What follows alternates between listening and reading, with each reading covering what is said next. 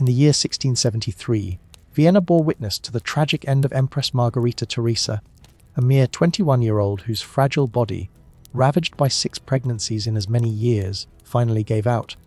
It was a stark contrast to the vibrant, angelic child immortalized by Velázquez in his masterpiece, Los Meninos, just a few years prior. How did a princess, seemingly so cherished, become a casualty of her own family's relentless pursuit of power? This is the poignant tale of a royal life sacrificed on the altar of dynastic ambition. Born in 1651, Margarita Teresa was the offspring of a meticulously calculated union between King Philip IV of Spain and his niece, Mariana of Austria. Her very existence was a testament to the Habsburg dynasty's unwavering obsession with preserving their royal lineage through a perilous practice of inbreeding.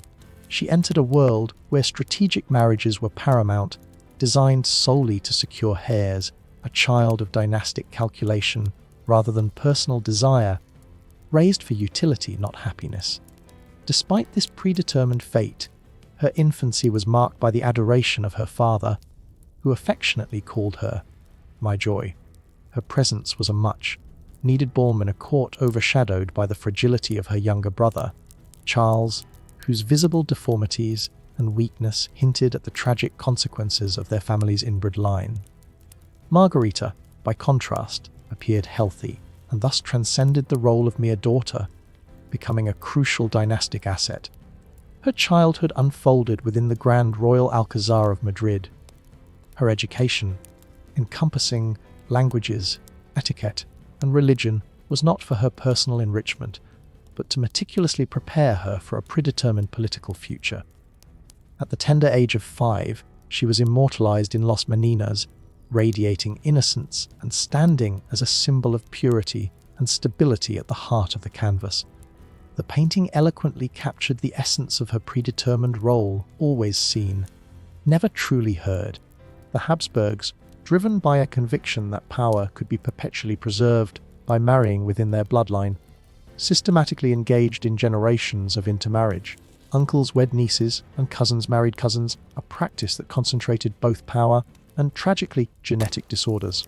Margarita's own family tree was a complex web of repeated ancestors. Her parents were uncle and niece, and her future marriage would mirror this very pattern. Her brother Charles, the most infamous victim of Habsburg inbreeding, would later die childless, a stark testament to the perils of their practices. However, Margarita, in her youth, seemed to embody hope itself. Her bloodline was pure, her health promising. Her fate was sealed even before her 12th birthday, when she was betrothed to her uncle and cousin, Leopold I, the Holy Roman Emperor, a union designed to merge the Spanish and Austrian Habsburg branches. In 1666, at the tender age of 14, Margarita embarked on a journey that would irrevocably alter her life, leaving behind her family, her childhood dolls, and all that was familiar in Spain. She set off on a month-long voyage across Europe to marry a man twice her age. Her arrival in Vienna was met with an elaborate display of grandeur, marked by opulent balls, operas, and festivals. Yet, Margarita found herself an outsider, clinging fiercely to her Spanish customs, refusing to learn German, and maintaining an emotional distance from the Austrian court. Despite the pronounced cultural divide, her marriage to Leopold was, by many accounts, affectionate. He affectionately called her Gretel, and she, in turn, called him Onkel. They shared interests in music and art, but their union was not founded on love, it was a contract. Margarita's primary role was clear: to produce heirs. From the age of 16 onwards, Margarita's life became a relentless cycle of pregnancy and mourning. Her first son died in infancy.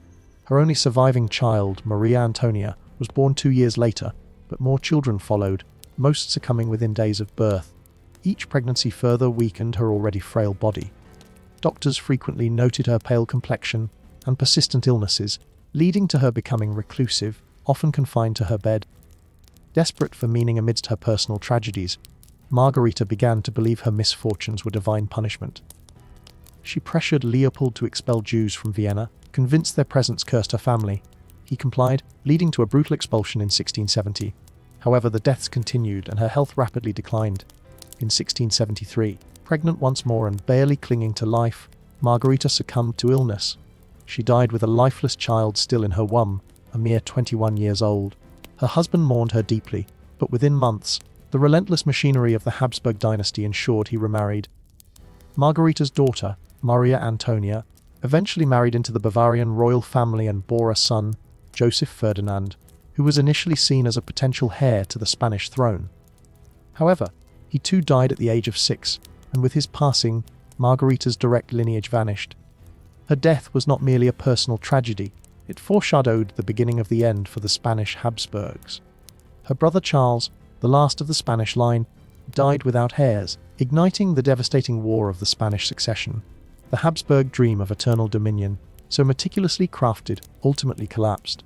Margarita's life, intended to preserve the dynasty, had ironically done nothing to prevent its eventual fall. Today, Margarita lives on, not primarily in political memory, but through the enduring power of art. In Las Meninas, she remains a radiant child, forever suspended in time. Tourists admire the masterful brushwork, the interplay of light, and the overall elegance of the composition. Yet, few remember the profound suffering that lay behind that serene face. Margarita's story serves as a haunting reminder of the immense cost of royal ambition. She was born to serve an empire, but that very empire consumed her. In remembering her, we honor not just the dynasty she served, but the girl she was, whose brief, luminous candle reveals a profound truth long obscured by gilded frames and painted smiles.